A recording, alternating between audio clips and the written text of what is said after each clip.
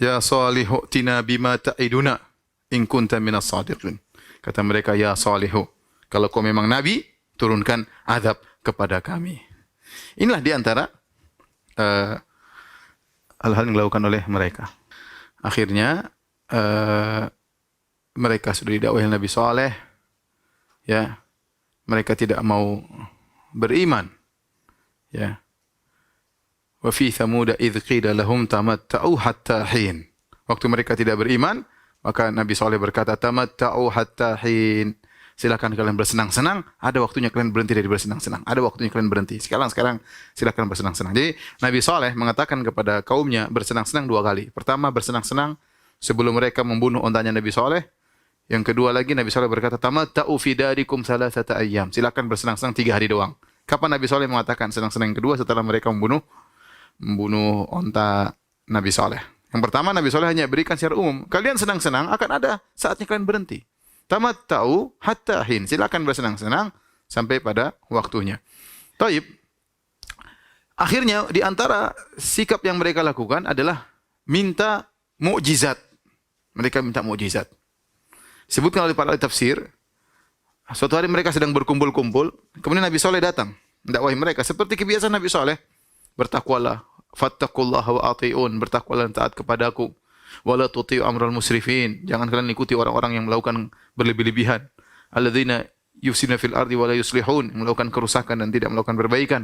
Akhirnya mereka jengkel, kata mereka, wahai Saleh, kalau memang kau ingin kami beriman, penuhi persyaratan kami. Ini sudah kita sampaikan. Mereka seperti kepada Nabi Nuh, mereka membuat syurut ta'jiziyah, itu syarat yang menurut mereka mustahil untuk dipenuhi. Bukan apa? Bukan untuk mereka beriman, agar mereka tidak beriman. Jadi mereka minta persyaratan bukan untuk beriman, tapi supaya tidak beriman. Jadi mereka pasang syarat yang mustahil. Apa syaratnya? Kata mereka, Saleh, kalau kau memang Nabi, penuhi permintaan kami. Apa permintaannya? Itu ada batu, mereka tunjuk, itu batu besar. Keluarkan onta dari batu tersebut. Onta tersebut umurnya sudah sekian bulan, 10 bulan, sebentar lagi melahirkan. Ya. Naqat usyara, yaitu sudah 10 bulan, sebentar lagi melahirkan. Onta kalau tidak salah 11 bulan, ya. Umur bayinya 11, janinnya 11 bulan. Keluarkan onta, warnanya putih, udah bunting, ya, mengandung, dan kandungannya sudah 10 bulan. Keluarnya dari batu tersebut. Jadi mereka kasih syarat, keluarnya dari batu tersebut. Wah, ini syaratnya susah. Kalau mereka minta onta keluar dari laut, ya mungkin aja ada onta nyasar di laut kemudian keluar. Ada sumber kehidupan. Kalau mereka minta onta keluar dari hutan, ya mungkin aja ada onta siapa nyasar ke hutan keluar. Ini dari batu. Batu apa sumber kehidupan? Semut aja nggak ada yang tinggal dalam batu, ya. Cacing aja nggak ada, ya. Virus aja nggak ada dalam batu, ya. Kemudian mereka minta onta keluar dari batu. Aduh, Nabi Saleh akhirnya berdoa kepada Allah Subhanahu wa taala. Sebutkan beliau salat, beliau berdoa. Ya Allah. Akhirnya benar-benar kata Allah, ya, inna mursilun naqati lahum fitnatan lahum fartaqibuhum wastabir. Kata Allah, wahai Saleh, kami akan kirimkan onta bagi mereka, ya, dan tunggulah bagaimana mereka dan bersabarlah. Akhirnya benar, tiba-tiba batu tersebut pecah, keluarlah onta. Onta yang seperti yang mereka minta persis. Ontanya tinggi, kemudian putih, sudah mengandung, ya. Apakah mereka beriman? Tidak, mereka tidak beriman. Makanya Allah mengatakan, walau fatahna alaihim baban minas sama'i fadhallu fihi ya'rujun laqalu inna ma sukkirat absaruna bal nahnu qaumun mashhurun. Seandainya dibukakan pintu-pintu langit, lantas mereka nanjak di atas langit tersebut untuk ke atas bertemu dengan Allah, mereka akan berkata, laqalu inna ma sukkirat absaruna, sungguhnya kita sedang disihir, ya, kita ditutup mata kita, bal nahnu qaumun mashhurun, sungguhnya kita sedang tersihir. Jadi percuma. Dan ini kalau mereka awalnya sudah tidak niat beriman, mau dikasih mukjizat apapun, percuma saja. Tapi akhirnya mukjizat tersebut terjadi. Kata Allah, kata Nabi Saleh, hadhihi naqatullahu lakum ayah. Taib. Kata Nabi Saleh, hadhihi naqatullahi lakum ayah. Lakum ayah. Inilah onta Allah. Naqatullah artinya ontanya Allah. Lakum bagi kalian ayat maksudnya tanda-tanda kebesaran Allah. Orang sekarang kita terjemahkan dengan mukjizat ya. Meskipun ini penamaan yang dikritisi, tapi ini sekedar penamaan yang orang sudah tahu. Sebenarnya ayah, tapi hadina qatullahi lakum ayah. Ada dua aturan onta ini. Karena dia sudah keluar. Tunggu, sebentar. Kenapa dinamakan dengan ontanya Allah? Kenapa dinamakan dengan ontanya Allah? Kenapa? Karena istimewa. Apa istimewanya? Banyak. Entah tersebut, coba istimewanya apa? Coba sebut apa? Keluar dari batu ya. Keluar dari batu. Tanpa ayah ibu. Ibu. Mengandung tanpa suami, coba. Mengandung apa? Tanpa jantan. Ajaib ini. Tanpa jantan. Terus apalagi? Langsung gede. Langsung gede ya. Tanpa kecil-kecil langsung gede ya.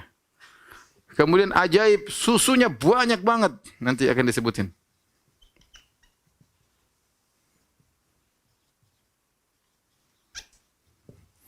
Ya, ini diantara keajaiban onta. Makanya disebut dengan ontanya Allah, mukjizat. Ya sama, kalau diidhofahkan, disebahkan kepada Allah berarti sesuatu yang luar biasa seperti Baitullah, Ka'batullah, rumah Allah, ya, Rasulullah, utusan Allah. Ya, maka itu menunjukkan sesuatu yang istimewa. Taib. Ini nakoh, ini onta. Dia punya dua syarat. Dua syarat.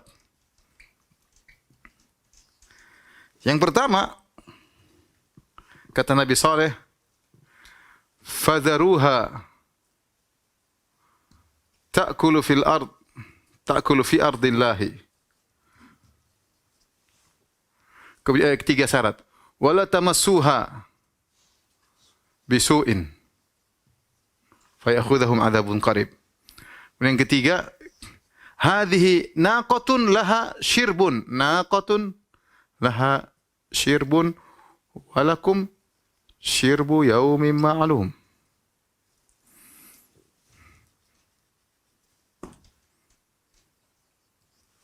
Apa maksudnya?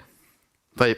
Maksudnya onta ini dia satu hari ada sumur, dia minum di situ. Kalau onta lagi minum, kalian tidak boleh minum sumur itu. Pokoknya sumur ini mungkin airnya yang paling banyak. Sehari buat onta, sehari buat kalian. Tidak boleh bareng-bareng. Kalau lagi jatahnya, gilirannya onta lagi minum, kalian libur semua. Nanti minumnya besok. Ini syaratnya onta yang ajaib, ontanya Allah. Pertama, fadharuha ta'kul fi ardillah. Apa kata Nabi Saleh? Biarkan dia makan di bumi Allah. Biarkanlah dia makan di bumi Allah. Kenapa? Karena ini ontanya Allah, ini buminya Allah. Buminya Allah, ontanya Allah. Ya sudah, terserah Allah. Allah kasih aturan, dia makan jangan ada ganggu. Itu semua tumbuhan-tumbuhan Allah. Jangan ada yang ganggu, dia makan silakan. Kemudian wala tamassuha bisu'in, jangan diganggu sama sekali. Aturan kedua, jangan diganggu sama sekali. Di antara gangguan tersebut jangan dihadang-hadangi. Bahkan jangan dihadang-hadangi. Nah, boleh. Apalagi dipukul, apalagi dikagetin, apalagi ditikam, waduh, enggak boleh. Dihalang-halanginya enggak boleh. Ya, jangan ada yang ganggu sama sekali. Kemudian naqatun laha syirbun walakum syirbu yaumin ma'lum. Kemudian ini yang hebat, jadi ada sumur sehari buat onta, sehari buat kalian. Pokoknya kalian jangan macam-macam, jangan melanggar aturan ini. Kalau tidak, kalian akan dikenain azab yang pedih. Taib, jalanlah mereka sesuai aturan. Ada satu hari ontanya ke sumur, minum banyak. Sorenya ontanya keluarin susu banyak banget. Minum, keluarin susu. Susu yang sangat banyak. Ini zahirnya ontanya sangat besar ya, sangat banyak. diminum oleh kaum Samud. Kaum Samud. Susu yang sangat manis kata para ulama. Jadi susunya enak banget. Mereka ngantri minum. Jadi ya enak lah. Sehari aja libur minum apa? Minum air, minum susu. Sehari mereka. Tadinya mereka sabar. Lama-lama ontanya disebut dalam menurut pendapat ulama seperti Ibnu Atiyah dalam Al-Muharrar Al-Wajiz, dia sebutin ini ontanya kalau sudah masuk di lembah, dia masuk lembah, dia makan. Onta binatang lain pada takut semua, pada kabur. Dia besar, datang mungkin dia berwibawa, datang semua binatang apa? Kabur. Nanti kalau musim panas dia ke. Kalau musim dingin mereka pada di atas di jemur-jemur, dia datang kabur semua. Jadi keberadaan onta ini mengganggu ternak-ternak mereka. Keberadaan onta ini mengganggu ternak-ternak mereka. Aduh, mereka mulai gelisah. Mulai cari masalah. Kemudian akhirnya mereka cari alasan. Kita bosan minum air, minum susu. Air lebih enak kata mereka. Ini bohong. Kata mereka air lebih apa? Lebih enak. Intinya mereka udah jengkel sama ontanya Nabi Saleh. Mereka sudah jengkel sama Saleh. Akhirnya mereka sudah jengkel, ya. Fanadau sahibahum fata'ata fa'aqar, maka mereka bikin rapat. Gimana cara kita membunuh onta Nabi Saleh? Udah capek kita. Ini ontanya Nabi Saleh bikin masalah. Akhirnya mereka ya rapat untuk membunuh onta Nabi Saleh.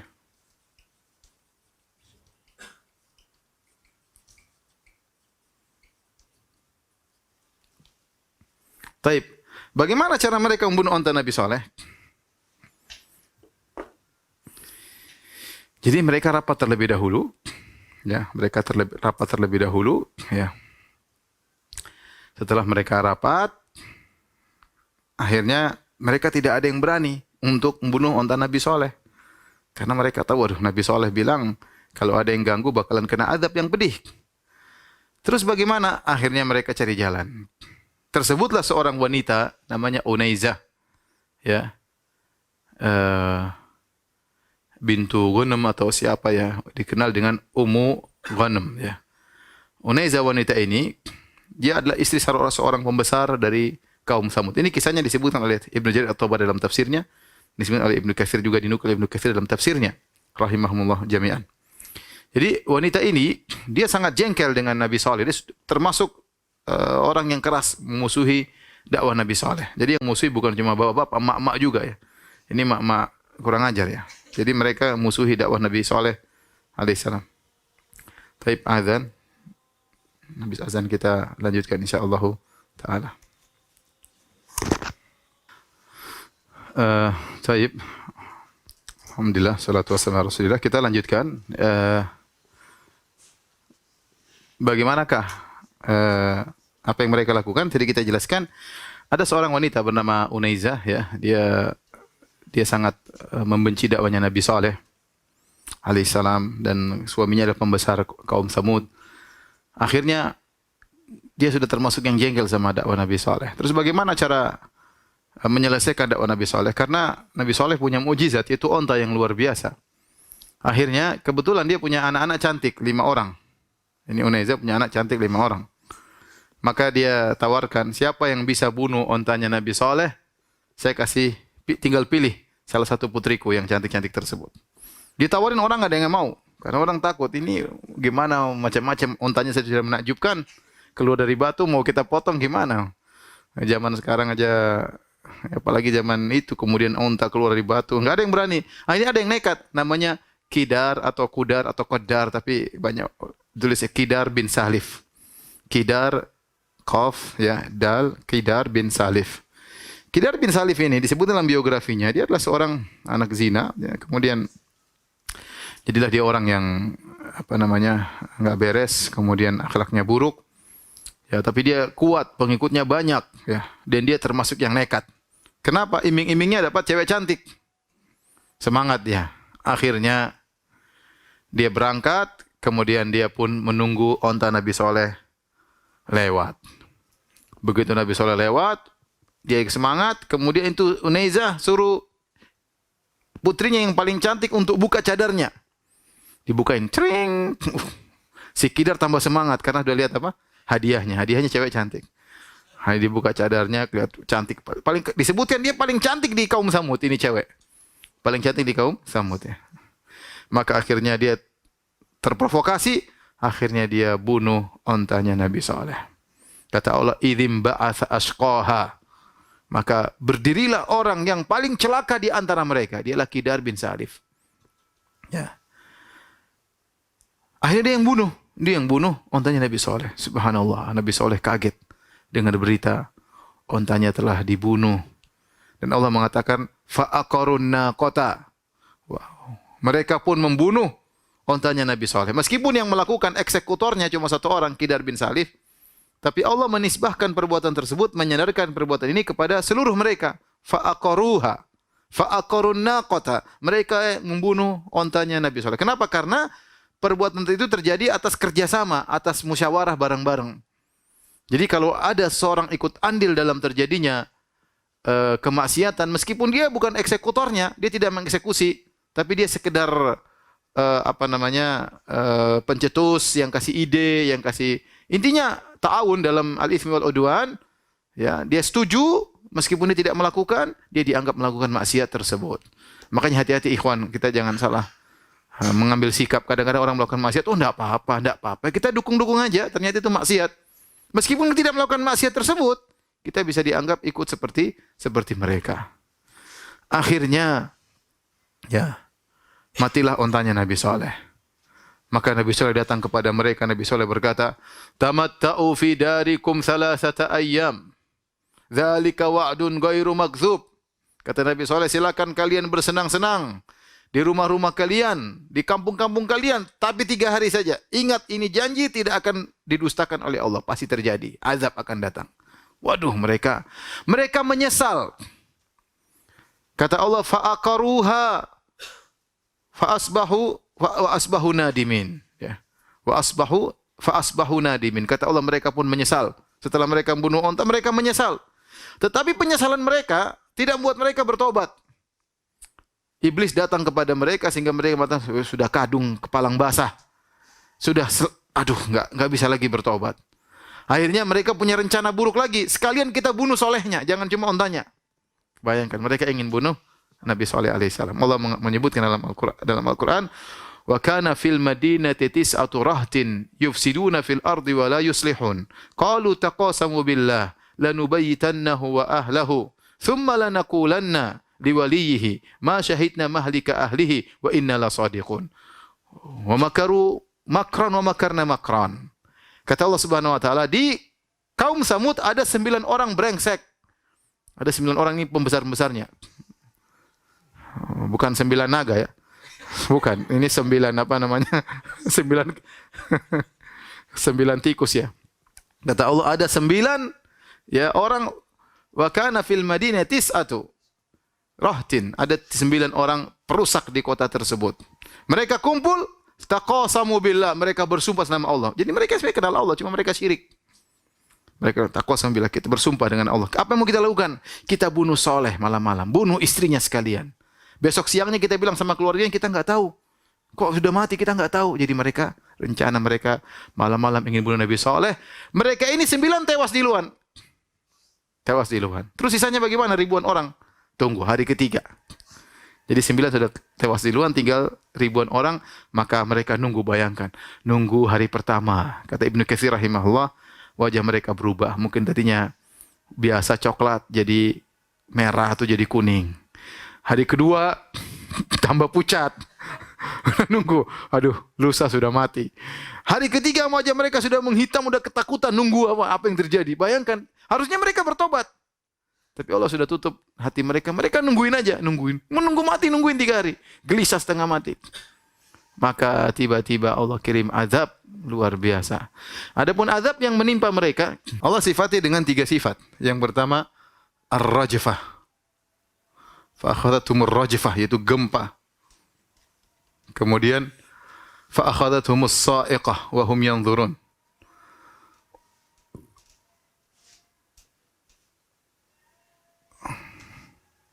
wa hum yanzurun.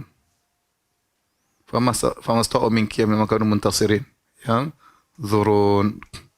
Yang ketiga, kata Allah Subhanahu wa taala, "Inna arsalna 'alaihim sayhatan wahidah." Sayhatan wahidah. Fakanu kahashimil muhtadhir. Kata Allah Subhanahu wa taala, rajifah gempa, kemudian ini halilintar. Dan mereka melihat, kata Allah, dan mereka melihat. Mereka sedang melihatnya. Kemudian ini suara keras banget. Inilah azab yang menimpa kaum Nabi Saleh, ya. Jadi mereka sedang menunggu hari ketiga, tiba-tiba gempa, kemudian datang halilintar. Jadi halilintar itu mereka ngelihat. Dan ini kata para ulama, melihat azab akan datang itu siksaan sebelum terjadi siksaan. Ibaratnya kalau ada kambing kita mau potong, kita asah pisau di depan dia, golok, dia udah ketakutan dulu, ya. Dia mati sebelum mati. Sama, ya. Nikmat kalau kita lihat kenikmatan belum kita rasakan. Dulu lihat kita sudah senang bahagia dulu. Misalnya kita mau beli mobil baru. Belum lihat, baru dilihat fotonya, wah, ini mobil senang banget, ya. Mau nikah lihat, calon saya lihat belum dipegang, sudah lihat sudah senang. Itu sudah nikmat. Sebelum memegang kenikmatan tersebut sudah nikmat melihat terlebih dahulu. Sama azab. Azab sebelum merasakan azab, sudah melihat azab tersebut, sudah siksaan tersendiri. Siksaan tersendiri. Kemudian suara yang keras, menggelegar. Cuma mereka mati gara-gara gempa dan suara. Ya. Kata Allah, apa yang akibatnya apa dari siksaan ini semua? Kata Allah, fasbahu jasimin. Ya.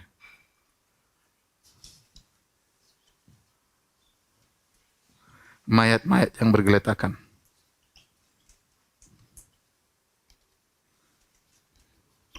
Dalam ayat yang lain, fakanu kahashimil muhtadhir. Kahashimil al-muhtadhir. Al-muhtadhir itu apa? Al-muhtadhir. Al-muhtadhir ini apa ya? Kalau orang punya pemilik kebun, pemilik apa? Kalau orang punya pemilik kandang onta. Apa hashim? Hashim itu rumput-rumput yang jatuh-jatuh.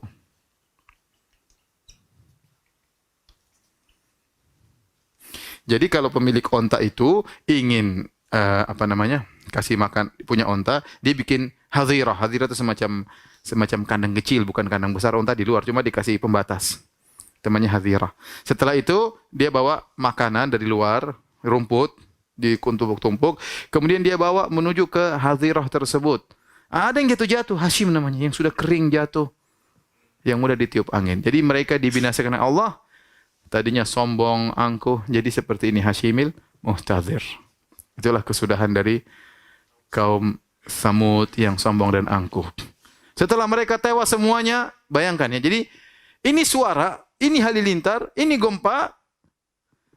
Kaum Nabi Saleh dekat-dekat situ juga yang beriman. Tetapi yang beriman tidak kena. Yang kafir kena semuanya. Jadi Allah mau kirimkan buat mereka aja yang ini enggak, gampang. Dan itu banyak terjadi. Contoh seperti dalam perang Badar. Perang Badar Allah turunkan hujan. Bagi kaum muslimin hujan rintik-rintik, gerimis. Bagi kaum musyrikin hujan keras membuat mereka susah. Contohnya dalam perang Khandaq, Allah kirim angin. Angin datang menimpa kaum muslimin dan kaum musyrikin. Tapi kaum musyrikin padahal jaraknya mungkin sekilo aja atau enggak sampai sekilo. Enggak sampai sekilo, dekat ratusan meter aja kali. Ternyata angin mereka menghancurkan tenda-tenda mereka, bahkan tungku-tungku tumpah kena angin. Kaum muslimin enggak, angin dekat tapi Allah milih anginnya. Sama, suara ini juga. Harusnya kan kalau guntur semuanya dengar atau tidak? Harusnya dengar. Tapi kenapa kaum Nabi Soleh tidak mati, mereka mati? Allah membuat telinga mereka enggak apa-apa. Dengarnya mungkin cuma kecil, cing. Tapi yang lain telinga lepas mungkin. Jadi Allah maha hebat. Karena itu semua yang atur Allah Subhanahu wa taala. Setelah mereka tewas semuanya, Nabi Saleh datang melihat mereka. Fatawalla anhum wa qala, ya, qad ablagtukum risalata rabbi, ya qaumi laqad ablagtukum risalata rabbi wa nasahtu lakum walakin la tuhibbuna an-nasihin. Dia ngomong kepada mereka, kaumku, saya sudah sampaikan risalah dari Allah buat kalian. Ya, tapi kalian tidak mau menerima nasihat. Ya sudah. Ya akhirnya Nabi SAW meninggalkan mereka dan selesailah kisah dari kaum Samud.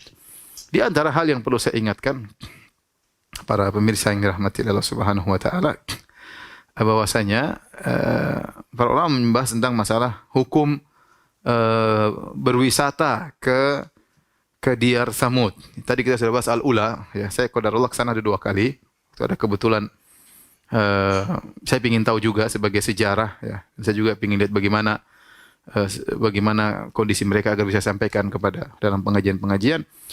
Tapi sebenarnya hukumnya seorang tidak boleh lewat situ kecuali antakunu bakin, ya. La tadkhulu ala masakinil ladzina zalamu, ya. Al-mu'adzabin, ya. Kata Nabi, jangan kalian masuk kepada tempat orang-orang yang dizalimi, yang berbuat zalim, ya, yang diazab oleh Allah Subhanahu wa taala, ya. Illa an takunu bakin. Fa in lam takunu bakin fala tadkhulu alaihim. Kecuali kalian masuk dalam kondisi menangis, silakan. Kalau kalian tidak menangis maka jangan masuk kepada tempat tinggal mereka, ya. An yusibakum mithlu ma asabahum. Aku khawatir akan menimpa kalian apa yang menimpa mereka. Jadi ini sunnah. Kalau kita melewati tempat orang sudah pernah diazab, dan kita tahu tempat pernah diazab, maka tidak boleh kita tinggal lama-lama. Kita lewat sebentar untuk mencari ibrah, untuk mencari pelajaran. Kalau bisa menangis, itu yang dituntut. Kalau nggak bisa menangis, nggak usah ke situ. Kenapa? Al-Imam Ibnu Hajar mengingatkan dalam Fathul Bari. Karena kita disuruh merenungkan agar kita bisa menangis. Apa yang kita renungkan? Kata Ibnu Hajar rahimahullah, lihatlah bagaimana ini kaum yang kuat, yang hebat menguasai bumi. Allah kasih mereka waktu yang panjang, tiba-tiba Allah binasakan mereka. Ini kaum, Allah kasih mereka kecerdasan, tapi mereka tidak mau berpikir tentang ayat-ayat Allah Subhanahu wa taala. Ini kaum merasa tidak akan dihisap oleh Allah Subhanahu wa taala. Maka seorang merenungkan, ini kaum tadinya dapat kenikmatan, Allah rubah jadi azab. Maka kita renungkan hal tersebut. Subhanallah, Allah kasih contoh kepada kita agar jangan sampai menimpa kita apa yang menimpa mereka. Kenapa? Itu menunjukkan hati mereka sudah keras. Maka saya ingatkan kepada para pemirsa yang rahmati Allah Subhanahu wa taala, kita sekarang di zaman corona, ya. Harusnya kita mengambil ini sebagai ibrah, ya. Kita harus ada rasa takut, ya. Wa man nursilu bil ayati ila takhwifa. Kata Allah, tidaklah kami turunkan, ya, tanda-tanda kami kecuali untuk memberi rasa takut. Artinya kita takut bahwasanya ada azab, ya. Kita takut bahwasanya ada namanya hisab, ya. Kita takut bahwasanya kita ini bukan siapa-siapa, ya. Bukan takut kepada Allah, agar kita takut bahwasanya Allah bisa mencabut nyawa kita kapan saja, ya, dari arah yang tidak kita sangka-sangka, ya. Dari arah yang tidak kita sangka-sangka, ya. Oleh karenanya kita mengambil ibrah dari apa yang dialami oleh umat-umat terdahulu dan orang-orang sekitar kita, apa yang telah terjadi, agar kita bertakwa kepada Allah Subhanahu wa taala. Demikian saja para pemirsa yang dirahmati Allah dimanapun Anda berada, Bapak dan Ibu-ibu, dan juga mungkin ada adik-adik yang ikut mendengar. Semoga Allah senantiasa memberikan rahmatnya kepada kita semua dan mengampuni dosa-dosa kita, dan semoga kita diwafatkan oleh Allah dengan husnul khatimah. Subhanakallah bihamdika asyhadu an la ilaha illa anta astaghfiruka wa atubu ilaik. Assalamualaikum warahmatullahi wabarakatuh.